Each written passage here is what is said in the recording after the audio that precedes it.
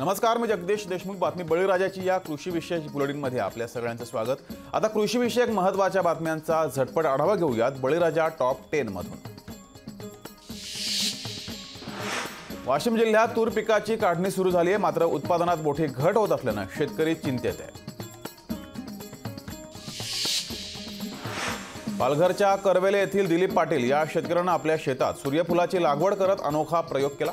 दिलीप पाटील यांनी आपल्या 1 एकर जागेत सूर्यफुलाची लागवड केली असून संपूर्ण सेंद्रिय शेती केल्याने दिलीप पाटील यांना चांगला नफा मिळण्याची अपेक्षा आहे. लोकशाही मराठीच्या बातमीचा इम्पॅक्ट बघायला मिळतोय. लोकशाही मराठीनं बातमीतून शेतकऱ्यांचं म्हणणं सरकारपर्यंत पोहोचवलं होतं. त्यामुळे शासकीय आधारभूत किमतीनुसार शेतकऱ्यांकडील धान खरेदी करण्यासाठी कराव्या लागणाऱ्या ऑनलाईन नोंदणीसाठीची मुदत 31 जानेवारीपर्यंत वाढवली गेली आहे. धुळे तालुक्यातील देवभाने गावाजवळ असलेल्या पूनमचंद बाविस्कर हे शेतकरी आपल्या 10 एकर शेतात आवळ्याची शेती करतात. गेल्या 30 ते 35 वर्षांपासून ते ही शेती करतात. यातून त्यांना वर्षाकाठी 5 लाख रुपयांचं उत्पन्न होत आहे. भारत हा शेतीप्रधान देश म्हणून ओळखला जातो. लहरी निसर्गाचा फटका अनेक वेळा शेतकऱ्यांना बसतोय, मात्र जिद्दीच्या बळावर शेतकऱ्यांनी माळरानावर नंदनवन फुलवलंय. दुष्काळग्रस्त सांगोला तालुक्यात उजाड माळरानावर डाळिंबाची बाग फुलवली आहे. वाशिम जिल्ह्यातील बाजार समित्यांमध्ये तुरीपाठोपाठ सोयाबीनचे दरही कमी मिळत असल्यानं शेतकऱ्यांचं आर्थिक नुकसान होत आहे. काही दिवसांआधी 1000 गेलेली तूर सध्या 7000 पर्यंत खाली आली आहे. दरम्यान सोयाबीन 5000च्या आत आली आहे. यावर्षी कमी पावसानं सोयाबीनचे उत्पादन सुद्धा घटलंय.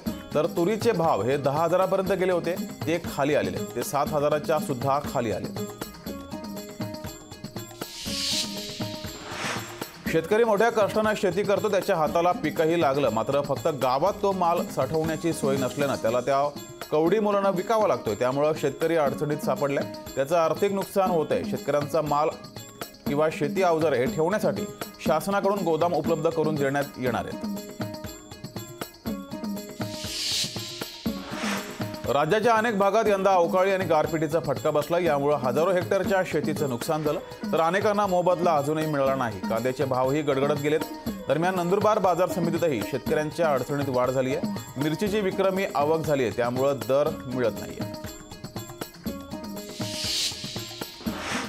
ब्राझीलने ऊस उत्पादन वाढवून 650 दशलक्ष टनावर नेलं आहे. इथेनॉलच्या तुलनेत साखर उत्पादनाचे प्रमाण वाढवून 48.5% केले आणि ते पुढील वर्षी 51% राहू शकतं. साखर निर्यात वाढवून दरमहा आता 3.5 दशलक्ष टनापर्यंत नेली आहे.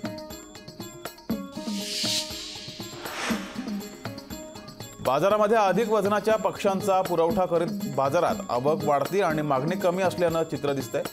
तसेच कुक्कुटपालन करणाऱ्या कंपन्यांकडून कृत्रिम पद्धतीनं दर पाडले जातात, असा सुद्धा आरोप पोल्ट्री व्यावसायिक करतायत.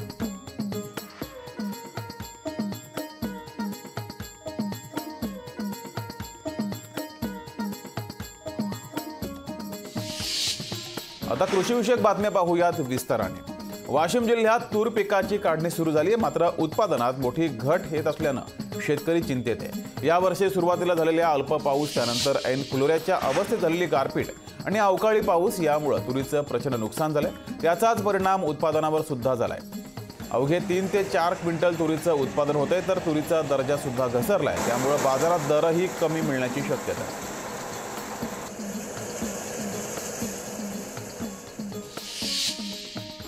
शासकीय आधारभूत किमतीनुसार शेतकऱ्यांकडील धान खरेदी करण्यासाठी कराव्या लागणाऱ्या ऑनलाईन नोंदणीसाठीची मुदत 31 जानेवारीपर्यंत वाढवण्यात आली आहे. शासकीय धान खरेदी केंद्रावर व्यापाऱ्यांचा धान येऊ नये यासाठी सातबाराच्या आधारावर नोंदणी करून त्याच शेतकऱ्यांचा धान शासकीय खरेदी केंद्रावर स्वीकारला जात आहे. या नोंदणीसाठी 15 जानेवारीपर्यंत मुदत होती, परंतु नोंदणी करताना बायोमेट्रिक यंत्रावर बोटांचे ठसे न उमटणे, इंटरनेटची स्पीड कमी असणे यामुळे नोंदणीत अडचणीत होत्या. त्यामुळे नोंदणीसाठी मुदत वाढवून देण्याची मागणी शेतकऱ्यांनी केली. लोकशाही मराठीनं बातमीतून त्यांचं म्हणणं सरकारपर्यंत पोहोचवलं. त्याचा परिणाम झालेला आहे आणि या शेतकऱ्यांना मुदतवाढ वाढवून दिली आहे.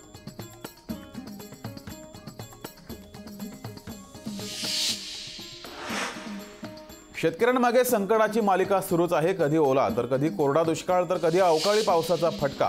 त्यामुळे शेतातील पिकांना बसतोय. सध्या हवामान बदलामुळे आंबा पिकावर मोहर गळतीचे संकट आले. त्यामुळे तालुक्यातील आंबा बागा संकटात सापडल्यात.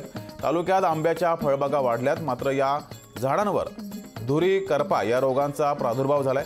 हवामान बदलाचा हा फटका आहे. आंबा बागायतदार अमरीश घोडगे यांनी या संदर्भात माहिती दिली आहे.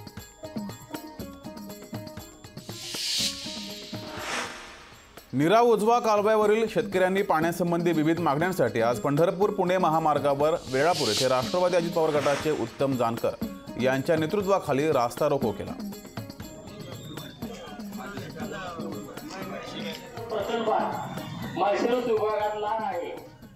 वेगवेगळ्या पद्धतीनं पाणी एकाच भागाला देण्याचे प्रयत्न केलेले आहेत.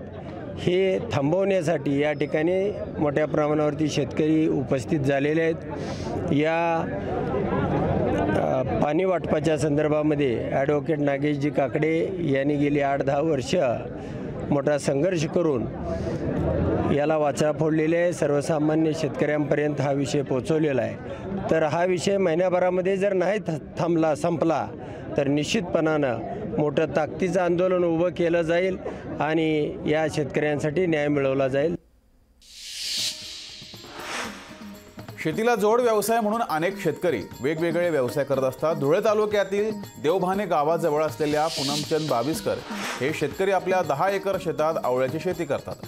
गेले 30 ते 35 वर्षांपासून ते हे शेती करतायत. यातून या शेतकऱ्यांना वर्षाकाठी जवळपास 5 लाख रुपयांचं उत्पन्न मिळतंय. आवळा उत्पन्नाबरोबरच याचे बाय प्रोडक्ट सुद्धा ते तयार करतात.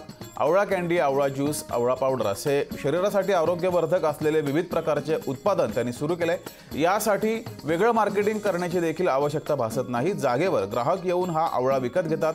सध्या 50 रुपये किलो इतका भाव आवळ्याला मिळतोय. त्यांच्यासोबत संवाद साधलाय आमचे प्रतिनिधी विशाल ठाकूर यांनी.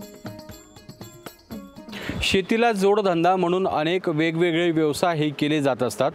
धुळे जिल्ह्यातील आपण सोनगीर परिसरात आलेलो. या सोनगीर परिसरात 80 वर्षाचे बाबा आहेत, जे बाबा शेतीपूरक व्यवसाय करतात. म्हणजे शेतीला संलग्न असलेला व्यवसाय आवळ्याची शेती करतात.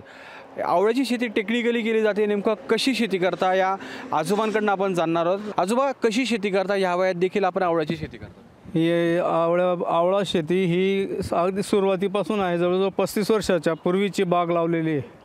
उत्पन्न साधारणतः 5-1 लाखापर्यंत जातं. कारण यंदा कमी आलेलं आहे, कारण पावसाचा अभाव आहे. थोडंसं ग्रोथ पण नाही, वजन पण नाही धरत माल. कृष्णा, कांचन वगैरे त्याच्यापेक्षा ही व्हरायटी आपल्या युनिव्हर्सिटी रेकमेंडेड आहे, राऊरी कृषी विद्यापीठामार्फत. डायजेस्टिव्ह आहे, पर्गेटिव्ह पण आहे आणि रिप्रोडक्टिव्ह सिस्टीमवर सुद्धा याचं चांगल्यापैकी काम उपयोग होतो. जवळपास 4 ते 5 लाख रुपयाचं उत्पन्न आजोबांना होणार आहे असा विश्वास त्यांनी दाखवला आहे. पावसाअभावी काही उत्पन्न घटलं जरी असलं तरी या एकूण सगळ्या परिस्थितीमध्ये आवळ्याचं उत्पन्न चांगलं येणार अशा आशा बाबांनी इथं व्यक्त केलेलं आहे. कॅमेरा पर्सन गणेश पाटीलसह विशाल ठाकूर, लोकशाही मराठी, धुळे.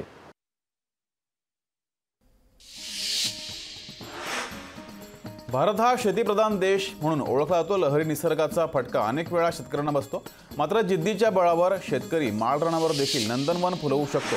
दुष्काळग्रस्त सांगोला तालुक्यात देखील उजाड माळरानावर डाळिंबाची बाग फुलवली आहे. दरम्यान या डाळिंबाला युरोपमधून चांगली मागणी आहे. या शेतकऱ्यांसोबत बातचीत केली आमचे प्रतिनिधी अभिराज उबाळे यांनी. स्वातंत्र्यापासून सांगोला तालुका दुष्काळग्रस्त तालुका म्हणून ओळखला जातो. पण आता शासनाच्या विविध योजना आणि त्याला शेतकऱ्यांनी स्वतःच्या कष्टाला दिलेली जोड यामुळे आपण या ठिकाणी पाहू शकताय.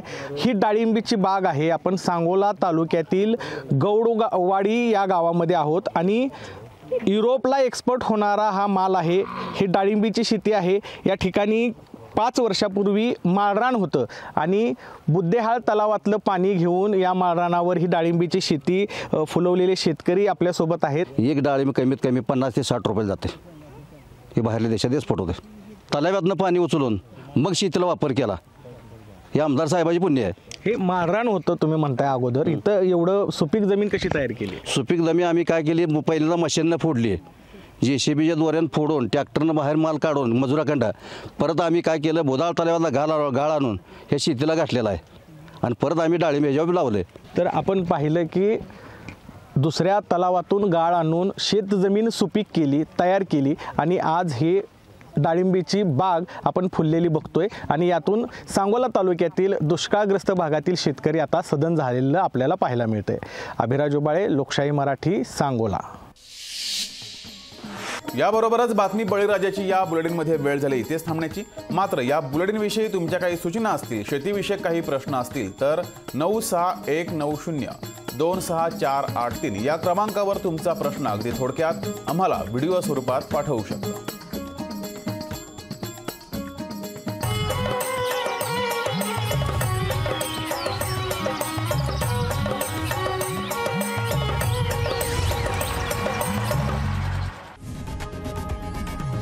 लोकशाही मराठी ऐका, पहा, जागरूक रहा.